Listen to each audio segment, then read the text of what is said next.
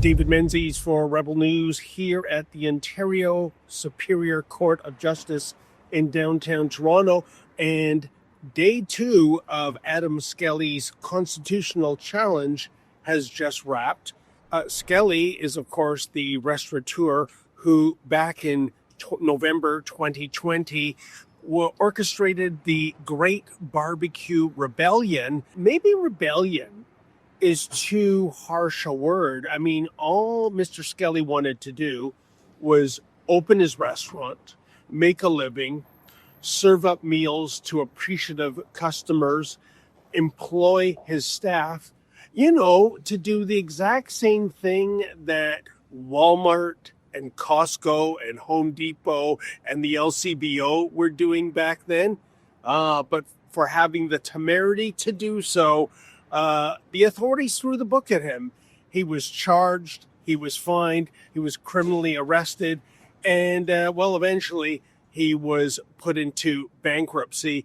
Mr. Skelly no longer operates the Adamson barbecue chain of restaurants, which is a shame. They were fantastic. He now lives in Alberta, as a matter of fact.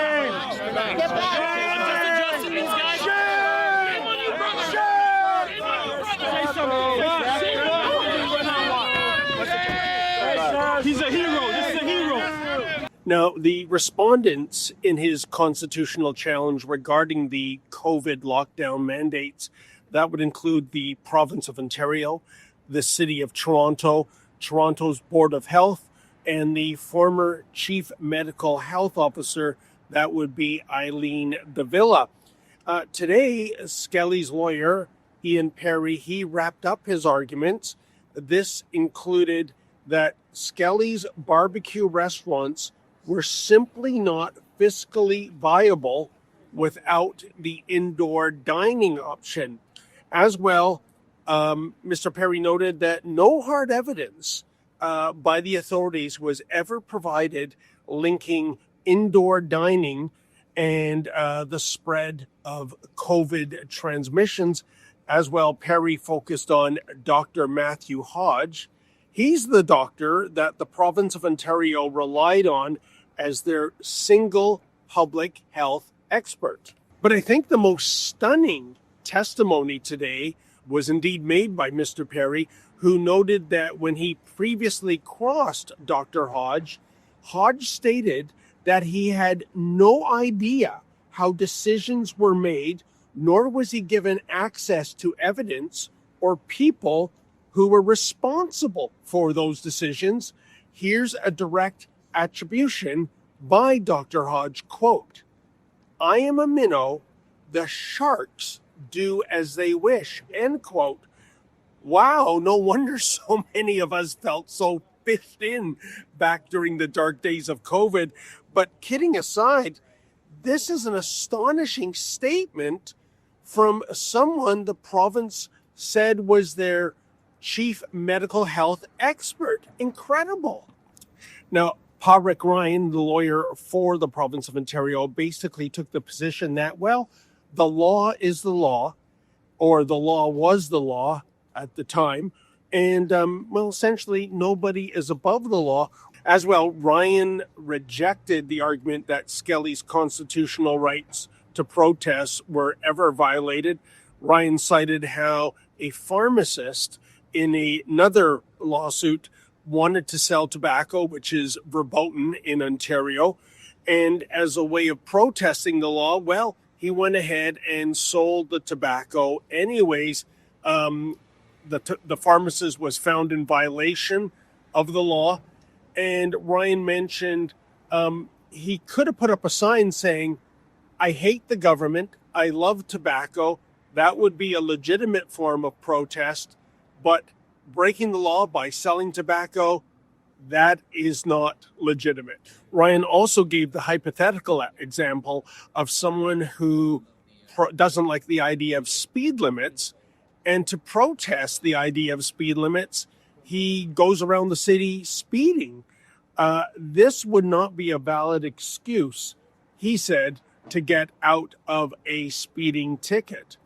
He also stated that going back to the pandemic days of 2020, losing the right to travel, to go to restaurants, to gather for protests, was something that had to be outweighed given the potential harm to society as a whole. But again, I asked folks, if that is indeed the case, then why did the authorities more than 5 years ago turn a blind eye to protests conducted by the Black Lives Matter demonstrators?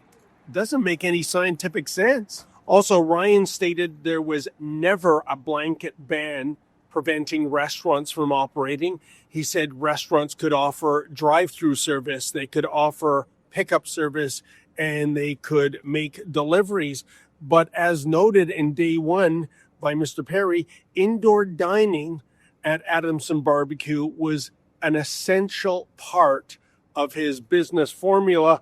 Without it, those restaurants simply weren't viable. And riddle me this. Again, I ask, why was it that a Costco superstore located just 500 meters from Adamson BBQ was allowed to fully operate, and I'm including, yes, its food service facility?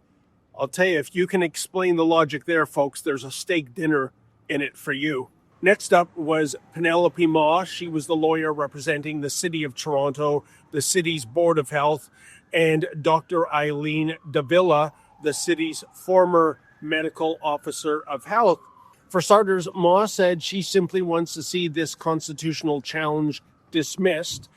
She spoke about the long timeline, and she furthermore said that Dr. Davila was simply exercising her powers under the Health Protection and Promotion Act of Ontario, that she did nothing wrong, even when it came to changing the locks on Adamson BBQ, essentially locking Mr. Skelly out of his own property, as well as later having him trespassed and arrested. Shame on these police.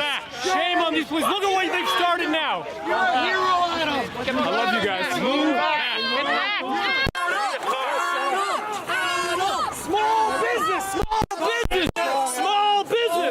Small business. And in the final analysis, folks, I should point out that both Ma and Ryan stated that the environment was completely different in 2020 compared to today. Little was really known about the COVID-19 virus, and there was no vaccine on the horizon. In fact, Ryan stated the following quote, "If we held the government to the gold standard for every law, we would never get anything done," end quote. Well, I find that a little astonishing, folks, and I would respond to it by a statement Perry made yesterday in court. It was from a Court of Appeal decision pertaining to another case, and it's simply this: the Constitution does not fade from view in times of crisis, end quote. For Rebel News, I'm David the Menzoid Menzies. Hey folks, I know you love it when Rebel News tells you the other side of the story.